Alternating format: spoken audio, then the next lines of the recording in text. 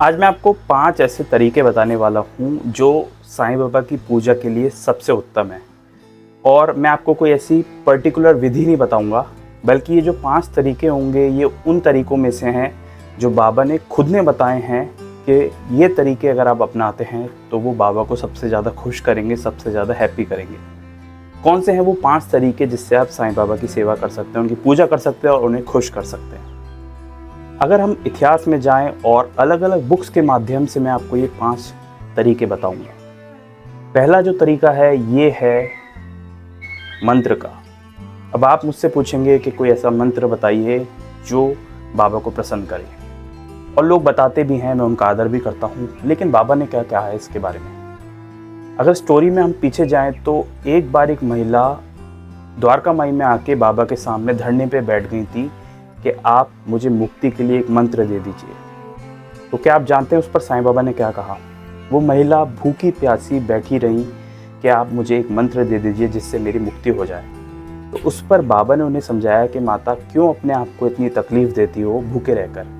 मेरे गुरु ने मुझे कभी भी कोई मंत्र नहीं दिया। बाबा ने उन महिला को समझाया कि उनके गुरु ने उन्हें कभी भी कोई मंत्र नहीं दिया, और उनका एक कार्य ये था कि वो हमेशा अपने गुरु को प्रेम पूर्वक, प्रेम दृष्टि से, श्रद्धा भाव से निहारते रहते थे, जिसके बाद उनके गुरु की ऐसी कृपा होती थी कि बिना किसी मंत्र के सारा उद्धार हो जाता था।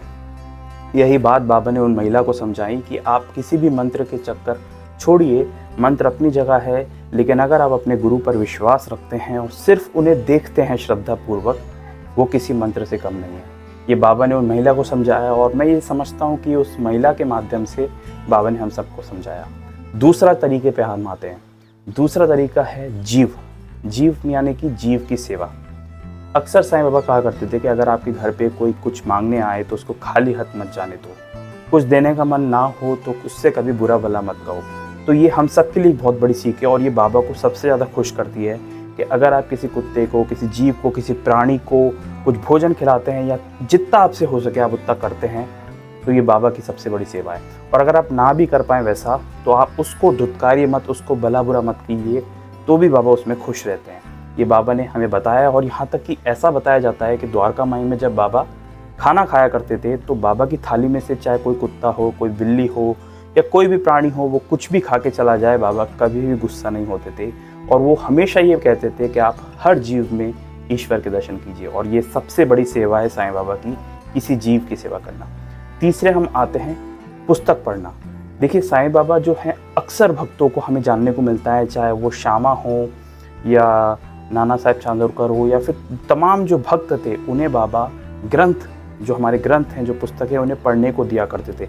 मतलब आप सोच के चलिए, आज बोला जाता है कि पुस्तक पढ़ना एक अच्छी हैबिट है, लेकिन आज से हम 100 ईयर्स बैक जाएं, 1918 से पहले जाएं, तो उस समय भी बाबा का ये मानना था कि अगर आप अच्छे अच्छे ग्रंथ पढ़ते हैं, अच्छी अच्छी कहानियाँ पढ़ते हैं, तो वो आपके लिए सबसे इम्पॉर्टेंट साबित होगी और आपकी स्पिरिचुअल जो जर्नी है उसमें उन्नति करेगी। तो ये तीसरी जो इम्पॉर्टेंट बात बाबा हमें सिखाते हैं कि आप अच्छी पुस्तकें, अच्छे ग्रंथ पढ़िए। चौथी है ग्रीड। ग्रीड यानी कि लालच। एक बार क्या हुआ, शिरडी में एक व्यक्ति आए और वो बाबा से ब्रह्म ज्ञान मांगने लगे। वो चाहते थे कि बाबा उन्हें कुछ ऐसी शक्ति प्रदान कर दें कि उन्हें पूरे ब्रह्म का ज्ञान हो जाए, ब्रह्म का ज्ञान हो जाए। उस पर बाबा ने उनका मन परखना चाहा और उनसे कुछ रुपए उधार मांगे। तो उस पर उनसे नहीं मांगे, किसी और से मांगे उनके सामने, बट उस पर वो चुप रहे। और ऐसे करते करते बाबा ने उनसे कहा, जब वो ज़्यादा पीछे पड़ गए, कि तुम्हारे जेब में इतने इतने नोट हैं। और जब उन महाशय ने अपनी जेब खोली तो उनके जेब में से ठीक उतने नोट निकले जितने बाबा ने बताए थे। फिर बाबा ने कहा कि जब तुम इन नोटों को ही नहीं देने को तैयार हो, जब तुम्हारे मन में इतना लालच है इन नोटों के प्रति, तो तुम ब्रह्म ज्ञान जैसी अमूल्य वस्तु, जो इस संसार में हर एक सोल की, एक जर्नी की डेस्टिनेशन है, तुम वो इतनी आसानी से कैसे प्राप्त कर सकते हो? तो मेरा ये मानना है कि ये सबसे इम्पॉर्टेंट चीज़ है कि हम ग्रीड, किसी भी तरह की ग्रीड हो, उसको अपनी लाइफ से ख़त्म करना अलग बात है, बट जितना हो सके उतना दूर रखें।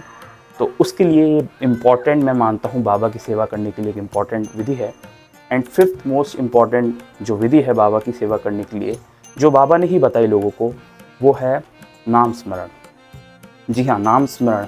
एक व्यक्ति थे जो बाबा से मिलने आए, तो उनको बाबा ने राजा राम के नारे राजा राम का जप करने को कहा।